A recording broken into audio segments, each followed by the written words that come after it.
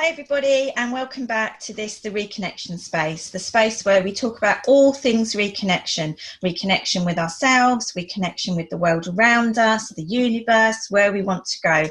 This is the place where we come to share those stories. And I've been out and about finding some guests for us. And so this week I have another fabulous woman with me. She's actually my right-hand woman. This is Jennie Moore. We're not related, but how cool is that we share the same name? I think that's brilliant. So Jennie looks after all things Be More, but actually is the amazing founder of More Time, which is a virtual assistant PA extraordinaire company, which Jennie will tell you more about. But we are here today to talk about one of Jennie's, I think, like massive reconnection moments, because Jennie her Instagram hashtag is triple mummy. Which gives you a bit of a clue. So, Jennie, welcome to the show. Welcome to the channel. Thank you, Ali. Lovely to be here as a guest this time. Isn't it lovely? Yeah, it's lovely to have you on. So give us a clue. This hashtag you've got, what does that mean for those that don't know you? It means that when I went for my first scan, when I was pregnant, obviously super, super happy about being pregnant, beside myself with excitement. And I was quite poorly early on. And so I very naively thought, oh, this can't be very normal. There must be something unusual about this. And I thought I was having twins. So I was very, very excited about the possibility of having twins. Mm-hmm. And then we went for that first scan, and the sonographer said to me, no, it's actually not twins. And I was so disappointed. Aww. And I just like, oh my goodness, okay, I'm this poorly and it's just normal, is it? And she said, no, but it is triplets. And in which case I kind of did a bit intake of breath, and my husband just kept saying, what are we going to do? What are we going to do? And I said, darling, it's done. There's nothing to do about it. So yeah, that was my huge shock. My first scan, found out, we were having triplets. Now, just to give our watchers a bit of background, so you'd had up to that point a really exciting career, including working at Harrods, and you joined Harrods and worked for Al Fayed, but you joined at quite a famous moment, didn't you? It was a bit of a baptism of fire, I guess. It was, yeah. I joined literally about a week after Princess Diana and Dodie died. So a huge time for the nation, actually, as well as Harrods, and particularly obviously Al Fayed. So I joined as a very, very naive 18-year-old and was thrust into London life, and also this huge outpouring of grief in London. So it was a really, really strange time. And one of my first jobs was to clear all of the flowers. We were trainees, so we were given the best jobs. We had to clear all of the flowers from outside of the building, there were hundreds and hundreds. I remember the pictures. It was beautiful, and the messages, and we had to save every single one of the messages. And Al Fayed actually replied to every single person that left any kind of contact details on there. But we also saved all the messages.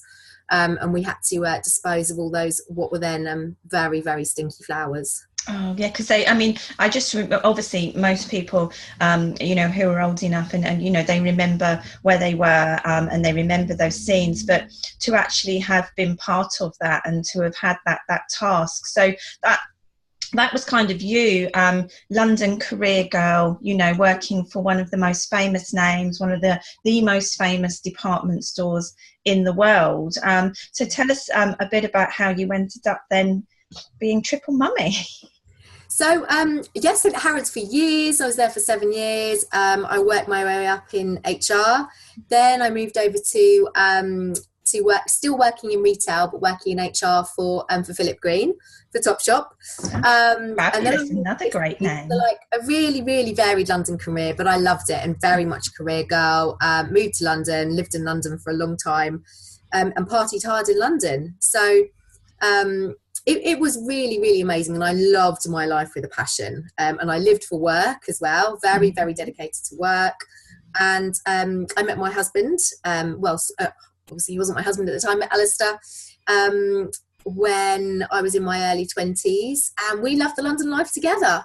And then when we decided that we wanted to get married, we thought that actually we needed a house. We had a lovely flat in London, South London, but we felt that it was time to move out of London, and we wanted to start a family as well. Yeah.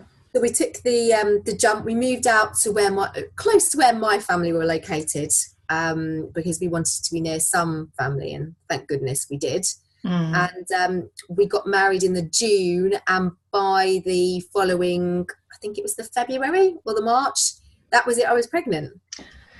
So let's go to that moment then. You've had this fabulous London life. Many of us can resonate with making the change from the career to being a mum, but you're now a mum of 3, you know, all together, which I just, you know, can't comprehend, you know, having been a mum of 2 youngsters, not twins, but, you know, with just a couple of years apart, and knowing how tough that could be at times, and having now made the transition from having a wonderful career again to being a mum again, you know, tell us what was going through your mind with this. This is a huge transition to make. I think when I first found out, I was, well, actually for my whole pregnancy, I was just beside myself with excitement. I'm quite a positive person in my nature, and I just couldn't think of anything more wonderful. I just thought I was the luckiest person in the world. I truly did. My friends that had children were kind of like a bit more, oh my God, how are you going to cope? And I honestly was not worried, because I thought, well, I've juggled some really hard jobs in London, and I work pretty hard. I really don't think this is going to be an issue. And I even remember my husband saying to me before they were born, I think we need to look into getting a night nanny. And I said, no, we do not. That's a ridiculous idea. I'm perfectly able to cope. Like, don't question my abilities, please. You know, I'll be fine. So I went into this as naive as you could get, quite frankly. And then unfortunately, I then went into labour early. So I went into labour 10 weeks early. Right. And then reality did start to hit me that actually my children might not survive. And that was a real wake-up call, because for the whole pregnancy I was just really positive. I just thought everything's going to be fine. I'm going to end up with 3 wonderful babies, and that's as far as I thought, quite honestly. And then obviously going into labour, that was not the plan at all. And that's when I started to panic, really, that whether they were all going to be okay. And thankfully they were. So yes. 3 tiny babies come into the world. And now, what was reality like for us? Reality was insane chaos, as far as basically. They were obviously in special care for a while. And so you got used to just even holding them, because they were so tiny on my husband's chest. I mean, my husband's very big. They were literally like smaller than a bag of sugar. So Jess was only 2.6 pounds. Yeah. Tiny, and the boys were 3 pounds, so they were minute. And this is probably something that not many people know, but when you have premature babies, they make very, very unusual noises, because they can't really cry. So at night, we had them in the same cot all lined up, and we had them in our bedroom, and they make noises like farmyard animals. So they're like neighing, oh bless them, snorting, mooing, literally the entire night. So trying to get any sleep was absolutely mental. Like, you couldn't. And then of course you're doing night feeds throughout the night, and 2 of them had very severe reflux as well. So you're trying to feed. I was breastfeeding as well. Oh my goodness. I was breastfeeding and I was bottle feeding. So everyone kind of like got a rotation of breastfeeding and bottle feeding. And we had to write down how much they were all having, and who had breast milk and who had normal milk. And it was just like an insane roller coaster of chaos, quite frankly. And when you look back at that time now, and you kind of see, because the triplets, they're was it 9? They're 9 now. They're 9 now. So you're 9 years in, still not off the hook, because, you know, 9 is not independent at all. But what were your thoughts when you were going through that insanity? Because I mean, I can remember, you know, just with my last son, it all coming back to me, the tiredness, the you know, the you have this so much love, but on the other hand, there are just days when you think, what am I doing? I can't do this. And you've got 3 of them. Was it very much, I've just got to get through this? And what do you think when you look back now? That's exactly what I thought. I've just got to get through this. And I feel a little bit robbed, because I feel like I never had that sitting there and gazing at the baby and looking at their fingers and looking at their eyelashes. I literally had to feed them as quickly as I possibly could, burp them, be vomited over, move to the next one. And I was doing that the majority of the time on my own. So I feel like I was almost like an autopilot. I was just doing it because I had to. And I feel like I almost disconnected, because it was so hard. If you dwelled on it, in any way, you felt quite sorry for yourself. It could, I imagine, overwhelming. Yeah, and I didn't have time for that. And I knew I had to do it. And I'm desperate to be a good mum. I was absolutely desperate to be the best mum I could be. So I just got on with it, really, really got on with it. Had a really strict routine, really stuck to it. And so I just felt like there was none of the fun. It was a bit of a hard slog, if I'm honest. I think that's really honest of you to say that. And I think it's always good for mums to be able to be honest and say that, you know, it wasn't this fairy tale that I imagined it to be, and that it was tough. And we should be allowed to have that, shouldn't we, as mums, and say, you know what, it was really, really hard. And it's hard with one, and it's hard when you've got them and they're all young, and then you've got 3 all together. But you did that. They're now beautiful 9-year-olds, and you're through. So tell people a little bit as we come to the end of our interview, because you are now back on the career woman, businesswoman ladder. So tell everyone what you're doing now. So I started a little bit to work when they went to school. For me, that was a really, really defining moment when they went to school, because I thought, right, actually now is the time to do something for me. So I actually started to work with Usborne Books, because I'm an absolute bookworm. The children are complete bookaholics. And so I thought, well, why don't I start selling something that we're incredibly passionate about? And I absolutely loved it. And I kind of went out to toddler groups, ironically, because my then kids were at school, and went to fetes and sold it. And I did really well. I actually won best salesperson in the whole of Europe for my first year. And that was the kind of moment I just thought, you know, I can still do this. I'm still capable businesswoman. I'm capable of achieving. I might have had 3 children and they still run me ragged, but you know, I actually I've still got this. The old Jennie is still in there. I am, and I really felt that. And everyone was like, oh, well done, but we're so not surprised. That's so you. And that was so nice to hear, because I just thought, actually, maybe I might still be me. I'm not, and everyone actually, the majority of people bringing up the kids actually didn't know my name. I was the triplet mum. Yes. No one actually knew that I was called Jennie, I don't think, because I couldn't really chat to anyone for more than a few seconds, because I had a baby going in this direction, that direction, and then there were toddlers and they were running in this direction. So I didn't really form many strong bonds with people, because apart from other multiple mums, actually, ironically, because they got you. So I felt like no one really knew me. Yeah. They just knew the triplet mum. Mum. Yeah, and that's all I was. Like, oh, you're amazing, the triplet mum. And I felt like saying, you don't even know my name. And then they went to school and things changed. So I got my confidence back through Usborne.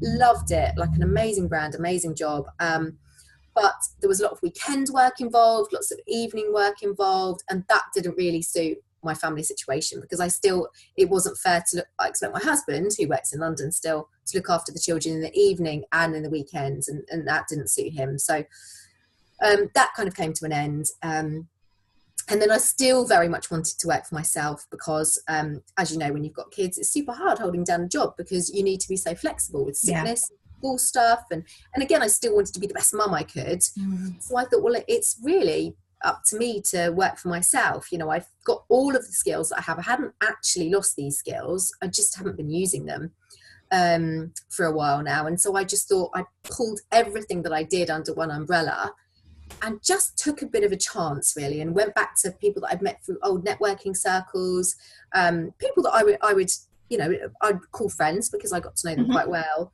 And and people took a chance on me, and I'm really, really grateful for that. And it's worked out better than I ever could have imagined, actually. And I feel like me again. I feel like I'm capable. I feel like I'm doing a good job again. Yeah.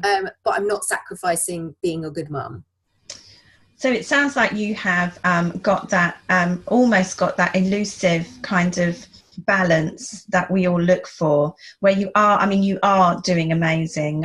You know, I say this to everybody, you know, Jennie absolutely is a lifesaver for me in terms of keeping Be More where it needs to be, on track, and so many fresh ideas all the time that we're always working through, which is fabulous. And I know that you do the same for your other clients. So you really are creating that more time for them to work on their business, which is brilliant. But I love the fact that you've I always talk to clients about, you know, you never lose who you are. You know, sometimes you lose sight of it, but it's always there. And you've definitely found like you have reconnected with the Jennie that is there, and put it together with everything that you've gained along the way as well. So, you know, now I'm, you know, I feel absolutely blessed. I have the most wonderful children. I don't have to ever be pregnant again. It was all done in one fell swoop. That was brilliant. So I was pretty efficient about pregnancy as well. You're efficient in everything, Jennie. Exactly. That's like my middle name. So I'm efficient. I had my babies. I'm done with that. I can move on. Yeah. And I can focus on my business as well as my family. So yeah, it's worked out well.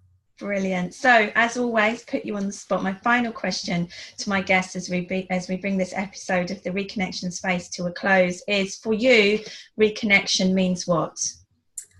I think it means understanding that to focus on yourself is not being selfish. So to perhaps take some time to examine who you are, where you want to be, and where you want your life to be going, doesn't mean that you're a selfish person. And I struggled with that for quite a long time, the feeling very selfish, rather than dedicating myself to other people. But now actually I get that everyone gets a better me, because I have been a bit selfish and I've focused on me and what I want my life to look like. And I think I'm a better person, I think, as a result. I'm a happier person. Fantastic. I love that. Absolutely. It's okay to put yourself first, and you must put yourself first in order to look after others. So I have loved talking to you. I've loved talking to you about your reconnection moment and here on the Reconnection Space. So if you have loved watching this episode with the fabulous Jennie and myself, then not just like this video, but why not click on the subscribe button that's there, and become part of the Reconnection Space subscribers and followers, and let's help spread the word. And if you have somebody that you know, or you yourself have a reconnection story that you would like to share here on the channel, or any ideas for topics about reconnection that you'd like us to bring to you, then just drop us a message, make some comments. There's always room for more guests. We love to see people here. So thank you once again, Jennie, and we'll see you again soon. Thank you. Take care. Thanks, Ellie. Bye. Bye-bye.